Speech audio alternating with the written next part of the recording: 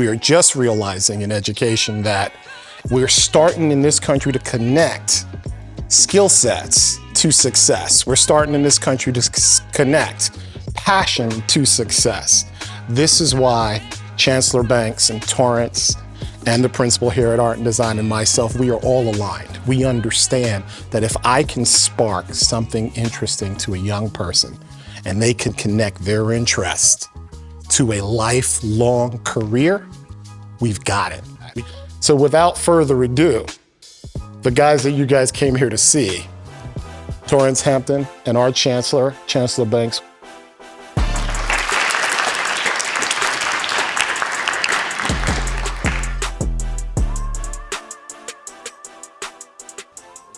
Thank you very much. Hello to everyone. Thank you to, please give a round of applause for Chancellor David Banks for being here with us tonight. Thank you. Good to see you all. We're super grateful for his time, and he's a very busy man, and we're really, really grateful for all that you do in the city. So thank you so much for that. Happy to be here. Absolutely, absolutely. He and I met recently. We have dear friends and former Congressman Ed Towns is a good friend of ours, and super, super grateful for the opportunity to have this conversation tonight. Reimagining the student experience is the #1 bullet point on your strategic initiative for the city and how you want to reimagine education in this amazing city that we're in. I've been gracious enough and grateful enough to be here with you and my book and some of the work we're doing. I'm super grateful. So part of the conversation that we want to spend the first 20, 30 minutes just chatting with you about what that looks like. Sure. And then the back half, we want to open it up for questions from the audience to kind of chat a little bit about that. So I think I'm going to start with just a little bit about kind of the state of the union, what reimagining the student experience looks like. So for those I know that don't know, would love to hear kind of your thoughts around that, what that looks like and what your vision is, and then we're going to jump in from there. So listen, Torrance, first of all, just thank you very much for inviting me to be here. It's Absolutely. Really my pleasure. Absolutely. I've been the chancellor now about 15 months, and I've not had a chance to visit the school yet. And so I'm going to have to double back during the day, see the great principal and the great work. Shout out to the high school art design and Max and the team for hosting it. We really appreciate that. Absolutely. A special place as a special purpose and one of the unique schools in New York City. Absolutely. One of the places that we have to lift up and celebrate because of its uniqueness and the fact that this is a place where young people do in fact find their passion and find their purpose. And that's really, really important to me. Not only that we have places like that, but that we celebrate those places so that the rest of New York understands and is aware that these places exist. All too often we hear a narrative that plays out about negativity in our schools, around our schools. But there's no city that I don't think that has as many great schools as New York City has. And this is an example of another wonderful place where young people are able to work out their purpose and their dreams and develop their talent, which feeds very much into this whole notion around what I say about a reimagined school experience. There are far too many young people who, if you were to visit them in their school and take a seat next to them and ask them about what they are doing, what they're engaged in at that moment, and they would simply tell you that I'm doing my work. And doing my work for me is code for this stuff is not really relevant to me, but you know, I've got to go through the motions of school. Teacher said we're supposed to do this assignment. I don't know what it means. I'm just trying to be compliant. Yeah. I really want to see school become a place where young people are rushing to get to school every day because there's just some good stuff that's happening there. Sure. That their souls are being fed. That inner talent, ability, and spirit that they have that is yearning for their own purpose is actually being fulfilled on a daily basis. Yes. I believe you can have that. I think it does happen in some places. I think it happens in many places a little bit, but it doesn't happen in enough places significantly enough. Yeah. Many schools, many kids can point to that one teacher that is really helpful to them and help them to believe in themselves. Sure. But what I'm talking about is the full-on design of the school where every day what you're doing is wonderful and amazing. So let me give you one example of something that happened with me when I was a principal years ago. I was in my first year as a school principal, and all the kids were in the lunchroom. And one young lady was in a classroom, and I said, Dolores, why are you here? You're supposed to be in the lunchroom. And she said, I am, Mr. Banks, but I'm really distressed because I'm looking out across the street from the school. On the other side of the highway was this huge cigarette advertisement. And she said, it's like it's encouraging us to smoke. And I don't think that's right. I think we should do something about that. That conversation with little Dolores Sayers in the 9th grade translated into a full-on school experience where we stopped everything we were doing in the school for 2 weeks. The kids studied in their science classes the harmful effects of nicotine on the body. In their law classes, they found out that the city council had proposed legislation banning the use of cigarette advertisements within 1,000 feet of schools. But it hadn't been signed into law. The math classes were out measuring the length of cars and doing estimation work to see if our school actually fell within the limitations of the new law that was being proposed. You follow me? Every class was engaging in something. The English classes, they were writing letters to the mayor, encouraging him to sign this proposed legislation into law so that billboards like that could in fact go away. And I remember being in that moment, I was a first year principal saying, this is what school should be every day. The kids were on fire. They were so engaged. They were solving a problem in their own community. They were using their math, their science, their reading, all of the stuff, but it was for a purpose that they could see. So if you went to one of those kids in class and said, what are you working on? They would have been able to tell you very clearly, we're trying to solve this problem across the street. And everything that they were doing was connected to that. Yep. Long story short, at the end of the day, we sent those letters off. The mayor's office received them, called us, said the mayor's going to sign this into law. We want you to bring a bunch of your kids down to the bill signing at City Hall. You know how thrilled they were? 30 days after that, the kids started screaming in the hallway, and I ran out to find out what was going on. And the city workers were out taking down that cigarette advertisement. That's what I mean when I say reimagine the school experience. Don't just teach subjects in complete isolation. Give kids an opportunity to be in school with stuff that's meaningful, things that they really care about, and that they can connect to and see the relevance in it. Sure. And that was just one small example. But we're only limited by the lack of our own imagination. And I think that our principals, our superintendents, our kids, like they have unlimited imagination around the possibilities of the things that we could actually make the school experience become. And I want, during this time that I'm the chancellor, to put pieces in place to help to make that happen. I love it. I love it. Speaking of which, let's talk about career and technical education. I know you're a big advocate of CTE, as am I. It makes total sense to me. Walk me through your vision around how career and technical education maps to career-connected curriculum as part of your strategic initiative and vision. I visited Rikers Island a few months ago, and I saw a group of young men who were locked up. And while they were locked up, they were engaged in training, it's career and technical education experiences, HVAC training, electrical, plumbing. They were doing all of these things. And I said, how did you wind up here? You know, tell me your experience. Yeah. And each one of them told me a story of at some point of their level of disconnection from school. They thought school was whack. Yeah. Wasn't relevant. You know, they were bored. Yeah. And they said it just became hard to just get up every day to go to school for what? We have a lot of our kids who are in our schools today who feel the same way. They still go to school, but they're already disconnected. Yes. These young men said to me, one young man put his hand up, I'll never forget, and he said, Mister, if I was doing this stuff when I was in school, I would go to school every day. And I started thinking about that, like this, how profound that was. 100%. Here's a young man that's on Rikers Island. He's like, I found myself. Why couldn't he find himself in high school? Totally. Why weren't we providing the opportunities? Because we were too busy having him go to quote unquote school and the routine of school, which is all too often, not everywhere, but all too often, not exciting, not engaging, not relevant. We don't make the connection to what the real world is. So career and technical education is a piece. But the larger piece that I think about is just connection.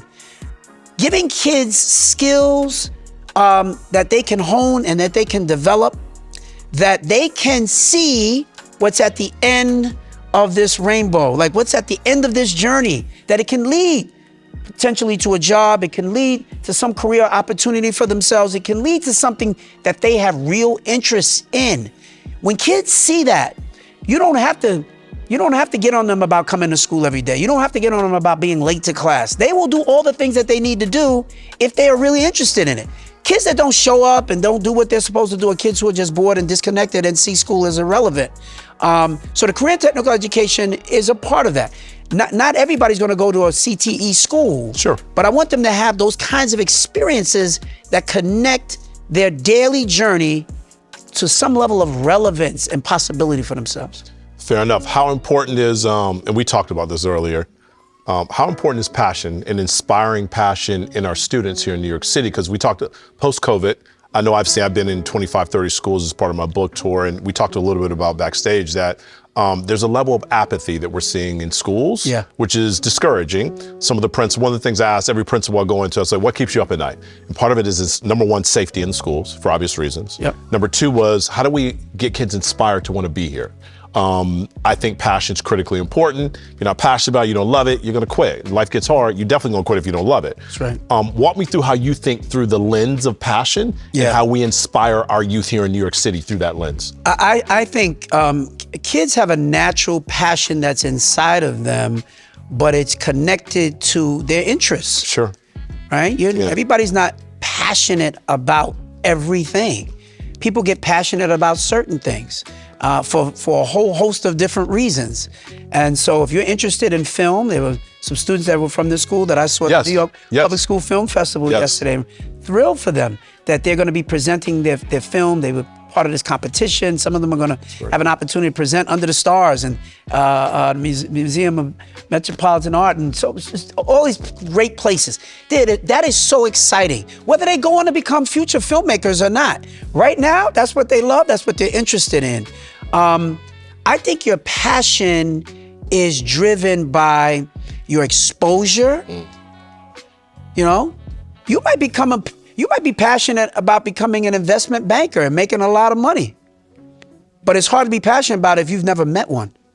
Totally. You know, it's totally to dream about the things you can dream about things you get some form of exposure to. And so I think passion is what drives us as human beings towards success. It's hard to be really successful without some level of passion about something. Yes. And you know, the great thing about young people is they're in their DNA. They're like built for success. They're built for passion. Our school system is supposed to be an ecosystem that supports that. Yes. But all too often, I think the overarching design of too many of our schools and our system kind of sucks the life out of a lot of our kids. Now, I don't mean to paint an overly gloomed picture. No, I get it. I understand what you're saying. Yeah, like there are a lot of kids who are doing wonderful, amazing things. They're having great school experiences. But I'm saying for far too many kids, they're not finding their passion early enough to give them that drive to run all the way to the finish line. That's fair. Thinking of that's a great segue. So think about, I was recently, we've got some great partners here in the school, especially when we think about curriculum. So VE, who's here today, which is great. I know Virtual Enterprise is amazing. I was at their Youth Leadership Summit. I was also in Miami with NAF, who has amazing curriculum. Walk me through how you think about reimagining the career. I think there's an opportunity to elevate curriculum. Your words, career-connected curriculum. Sure. Mapping to pathways. I feel like partners that we have, like NAF, like VE, some of the work we're doing at Genius Factor Academy, that maps to that. Walk me through that vision, because I think a rising tide lifts all boats. We need to be working together. Absolutely. But you're our leader, so we gotta follow your lead. Walk me through how we do that.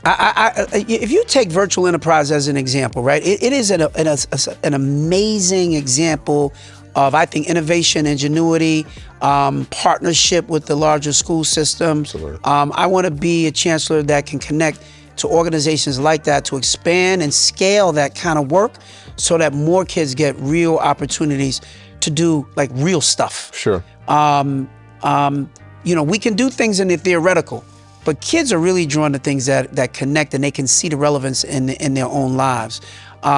So it's a huge body of work. This is the largest school system in the country by far. There's not even a close second. So you know, I was just in Tulsa, Oklahoma a few days ago. Yeah. And with a host of superintendents around the country, and had a great conversation with the superintendent of of Jackson, Mississippi. Okay. You know how many kids he's got? He got 20,000 students. You know what I mean? We have 1 million. So there's really no peer for New York City. Yeah. Right? I totally agree. You have scale at a level that no one else has in the country. No one else. Even Los Angeles is like half the size of New York. That's fair enough. Yep. So I say that to say this. We can't do it all by ourselves. Yes. We have to be engaged in strategic partnership. Before I became the chancellor, I was the head of the Eagle Academy, a network of schools, the Eagle Academy Foundation. Mm-hmm. And one of the keys to the success of Eagle Academy was our very intentional level of strategic partnership. We had dozens of partners across a wide range of topics and issues and interests for our kids. And when people would say to me, how do you get these young men to believe in themselves? I would say, it wasn't just me. Yeah. It was the partners that we brought into their space to help them see the power of possibility for themselves. So I'm working hard to try to create more of that for the larger school system. I will say this to you, I know you didn't ask me this, but my theme is bright starts and bold futures. And if you don't remember anything else that I said, please remember that. Yeah. That this is the theme that I'm working from, bright starts and bold futures for every student. The questions you're asking me really speak to, in many ways, about the bold futures, the career pathways, the connectedness to the real world. That's how I see us engaging kids and moving toward their final run with us in our schools. Yep. How we begin is critically important. And what I know for sure is that fundamentally in New York and all across the nation, we've gotten it wrong with how we start with our kids. Explain that. What does that mean? We have not taught our kids fundamentally how to read. The mechanics of reading. You see, right now in New York City, only 49% of our students are even on grade level. Think about that. I didn't know that, yeah. Black and brown children in New York City, only 65% of black and brown children in New York City are not on grade level for reading. You don't learn to read, you're fighting an uphill battle the rest of the way. I can talk to you all day long about career possibilities. Yeah. If you haven't at least mastered the fundamentals of how to be a good reader. You know, we say in our schools, we want our kids to have a love of learning, a love of reading. It's hard to love reading if you've not had success in knowing how to read. And so, you know, I was a fourth grade teacher. And I'd get my assignment of 30, 35 kids in the fourth grade. And you realize that half of them were reading on a second and third grade level. So what do the fourth grade teachers do? We blame the third grade teachers. What were you guys doing? And who did the third grade teachers blame? Second grade. And who did second grade blame? First and kindergarten, right? And the kindergarten teachers blamed who? The parents? The parents. Wasn't my fault they didn't know their numbers and their colors. So there's a blame game that plays out all the way down. Zero accountability. Zero accountability. Yes. And then these young people show up at middle school, and we tell the middle school educators and the high school educators, you got 3 years, you got 4 years to catch them up, and we're gonna judge you based on that. Yeah. And you tied one hand behind their back. Yeah. It's not the fault of the educators. What I've realized is that they've been given a flawed playbook. It's fair. 25 to 30 years ago, we fundamentally changed how our approach to how we even teach reading. We went to something that's called balanced literacy, and it has fundamentally not worked for far too many kids. Not just in New York, all across the nation. Yeah. We're getting ready to change that. In a couple of weeks, I'm gonna be making a major announcement about what we're doing so that we can get that right at the earliest grades. I meet countless numbers of young people who even now struggle with their reading, don't have a love of reading because they were never successful. And they weren't successful because they were never taught properly how to read. So then it becomes intimidating. Absolutely. One of the conversations we had, we talked about this idea that I believe that every student in New York City, every individual on the planet is a genius and has genius level talent. I believe that in all my heart, mind, and soul. Yes. At its core, it's what I believe, and that's how I wrote my book. If that is true, we have to provide the tools to activate their genius. Right. We talked a little bit about that. How do we activate the genius at scale? Starting in New York. New York City is a thought leader for a lot of things. Right. Education is one of them, and you're leading that. How do we activate the genius in New York City school students to then have that be a ripple effect across the country? You cannot activate the genius in kids unless the adults who are in front of them every single day also have that same belief, understanding, and skill level to actually activate. These are the folks who are with them every single day. Yeah. It's very hard even for teachers to help to activate the power of possibility for careers if they themselves are not clear about it as well. And don't believe it. And then you have some who do believe it, but don't know how to get them to the finish line. That's fair enough. Or don't know actually what the finish line really even looks like. That's fair. Yep. You could go back 100 years in our school systems all across the nation.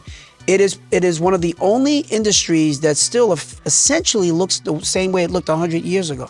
Almost every other industry that you look at has changed pretty dramatically. So you said education hasn't innovated in over a century? That's what you're saying? Essentially, yeah. No. I could take you to a classroom. Kids are still sitting in rows. They're still learning subjects in isolation. Yeah. They're still raising their hand to ask the teacher the question. And the only difference between an educator today and one 100 years ago is we have a smartboard in the room.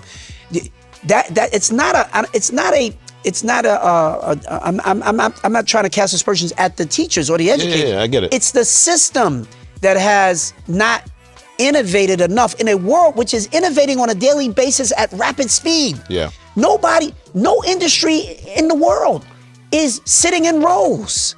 People are working cooperatively to solve problems As groups. as a group. Yeah. And there's a level of critical thinking. There's a place and space for the row. There's a place and space for the hand that has to go up. But I'm telling you, when I think about a reimagined school experience, Torrance, I really believe that from the earliest ages, we have to create a level of excitement in the classroom that allows for deep learning, critical thinking, a design mindset around solving problems that will help you to tap into that genius that you just alluded to inside of you. That genius has to be activated through discipline and innovation. But if you are not being exposed to that, and our teachers are not being exposed to that, think about this. How can teachers help to support students in their class to one day work at a place like Google if they themselves have no idea how the people at Google even work? It will be a challenge for sure. I mean, how can you teach what you don't know? Yeah. So very often what happens is that we create these internships, apprenticeships just for the students, and we bypass the teachers. The teachers have to be a central component to the reinforcement of everything that you're trying to do with the young people. But if the teachers themselves have not gotten the level of exposure to what it looks like on the other side of the school wall, they're just doing what they know, which is the stuff that exists within the four walls of the school. It's not their fault. Yeah. They need leadership, they need vision that will help to knock down those walls so that they can see this larger world. What is happening in industries today is dramatically different than it was 15 years ago. It's moving so fast. So it's not about the core subjects that you're actually learning. You have to learn how to be a critical thinker. And those are things that we have to teach. Yeah. That's the body of work, Torrance, that I'm leaning into. It all connects to what I mean when I say a reimagined experience. That makes sense. You talked about industry. I often have a conversation with CTE and Leo Gordon, with Vice President of CTE at the U of T. It's important to get industry in the classroom, right? Critically important. Right. Walk me through how we do that. How do we continue to get industry, because to your point, you can't teach what you don't know. How do we get industry leaders, thought leaders, and connecting them to the curriculum into the classroom here in New York? How do you think about that, and how can we do that better? I think that's an opportunity. I think that we have a great moment in time right now to fully activate that. I think that the business leaders, the tech leaders all across the city, all across the nation are paying attention.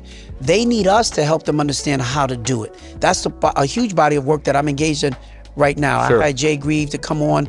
She's the director of, chief of our School Pathways Initiative. Okay. We're creating apprenticeship opportunities for young people. But more importantly, we are meeting with industry leaders to talk about how they can engage with us. Yep. So we meet on a regular basis with people like Jamie Dimon at JP Morgan. JP Morgan, sure. Right? Because they recognize that the future workforce that they need, it's in their interest to develop these young people to have the skills that they need so that they can take the jobs that their corporations and their businesses actually need.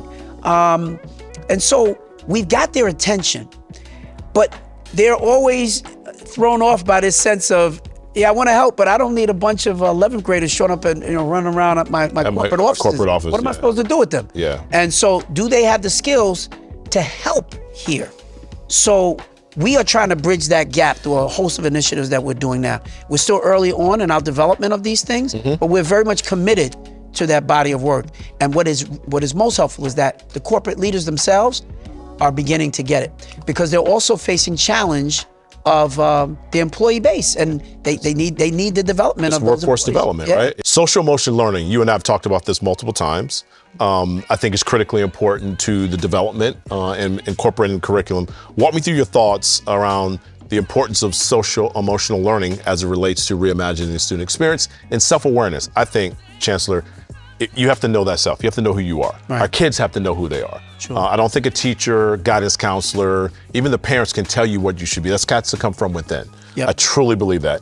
And if you don't have the skills to be self-reflective, it'd be impossible then to identify a career path you're interested in, that you love, that you're passionate about, to get to your genius if you don't even know who you are.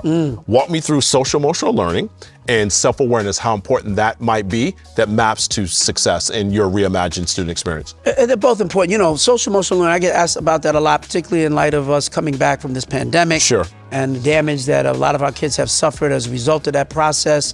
But I also think about kids who have grown and gotten stronger through exposure to some level of trauma, and understanding that what doesn't destroy you can make you stronger. Yeah. Right? I think the most important thing that we did is by opening the schools back up and getting our kids back into schools. Yeah. Because it was not just about the subjects and the learning loss. It was about the connection to Miss Williams and Mr. Henry. Sure. And the people in the school who cared deeply about these kids. Yeah. You know, every school has to have the adults in the building who, every student has one adult that they know, Sure. that they can go to, who really gives a damn, you know? And just sometimes just to put their arm around them. Yeah. And understand them and know their story and care enough to listen. There's no answer to social emotional learning that's in a bottle, right? I mean, we've got a host of different programs and whatnot. We call it SEL, and God bless them for all of the different things that we're doing. But I don't think there's anything more important for a young person than when they have somebody in school who knows them, who cares about them, who says, I see you. Yeah. Right? Like, Totally. I see you. 1,000%. Even if it's one person. 1,000%. You know, 1,000%. my mother, when I was growing up, my mother used to say, if you got one person that you can call a friend, consider yourself blessed. You may know a lot of people, Yeah. but when times are hard, there's somebody who's going to be there for you. Like, everybody doesn't have that. If you get one, and I Yeah. think in our schools, if you've got one adult who really cares deeply, it makes a difference. And I think we see that for a lot of our young people. I think that's true. I think you have a tribe, right? And I believe you got to find your people. Right. And when you associate with your tribe, you think alike, you move alike, right? So it's about moving with intention. I think we have to always move with purpose. I told you the story behind my mom. When she died, she was 52, right? Right. So that two things, when she died at 52 of cancer, she had stage 3 breast cancer. When that happened, two things changed for me instantly. Number one, my relationship to time changed instantly. Wow. Right? So I now move with urgency in everything I do. Right. Two, I quit my job. I was working at Oracle. I'm like, I'll never work ever again at a place that I don't like and love the people. That's important. Right. And that I have passionate about it. And that set me on this path 20 years later to where I am here, right? But it shouldn't take a tragedy for me to stop wasting time. Yeah. Right? Because we don't know how much time we have. Right. And we talked about that currency. The number one currency for me is happiness. I know we agree with that. Sure. And trying to get to that is the ultimate goal. But when you get that right, when you wake up every day fired up to do this work, Right. it gets real good. Absolutely. It gets real good. That's right. And then the money follows you, right? But it's right. getting people to kind of think through that space. So I can appreciate that at a very, very high level. As we wrap up, health and wellness is really important. I want to think through families. In New York City, you got kids dealing with real life stuff at a young age. That creates trauma. And it's just life. Life happens. It is what it is. I think economic mobility is something I talked to Superintendent Michael Prayer and I have been talking a lot about that. That's kind of his initiative, and I know we're aligned on that. How are we thinking about health and wellness of our families here, especially in socioeconomic challenge areas of New York City? And how can we better help you in your leadership in the DOE? Because that's a problem. That's a problem, Chancellor. We need to be able to kind of lean into that. I don't know that everyone's having that conversation because these kids, they're dealing with real life stuff, and I'm seeing some of it in the class when I'm going in there. Walk me through how you think through that lens and how we can support you and the DOE in that in the city. Well, I think, listen, our schools are a huge microcosm, if you will, of the larger city. Yes. And it's not always an easy city. A lot of issues, a lot of challenges, issues of poverty. No matter where you live, if your family is suffering from significant level of poverty, it's hard. Yeah. Because with poverty comes a lot of other challenges, negative challenges that can be really, I get it, really challenging to any particular individual. Even transportation, kids getting to school. That's right. Is a thing. That's right. Kids getting lunch. Yeah. Right. And when COVID hit, you got a food insecurity thing that happened. Praise God, I don't have that problem. You and I don't have, but that was a real thing. It's a real thing. People got to eat. It's one of the reasons why opening schools back up was so critically important. 100%, 1,000%. For a lot of kids, that's where they get that meal. Absolutely, it's critically important. And then we have, you're home and you don't know where dad is. Maybe you never even met dad. Yeah. Mom is the only one and several kids and she has challenge. Yep. Financial challenge. It is tough. It is, it's hard. But I think, one of the good things I think with the city here and this mayor, he's very, very focused on these issues. They're putting a whole set of, I think, supports in for young people and families and trying to be very helpful to those families. That's the way he grew up. So he is very sensitive to that. Absolutely. And I think, again, in our schools, folks paying attention and making sure that they lay hands on that child that needs that extra level of support. And then making sure they're bringing it to the attention of the folks who need to know so that we can lean in and provide. Ladies and gentlemen, Chancellor David Banks, please give him a round of applause.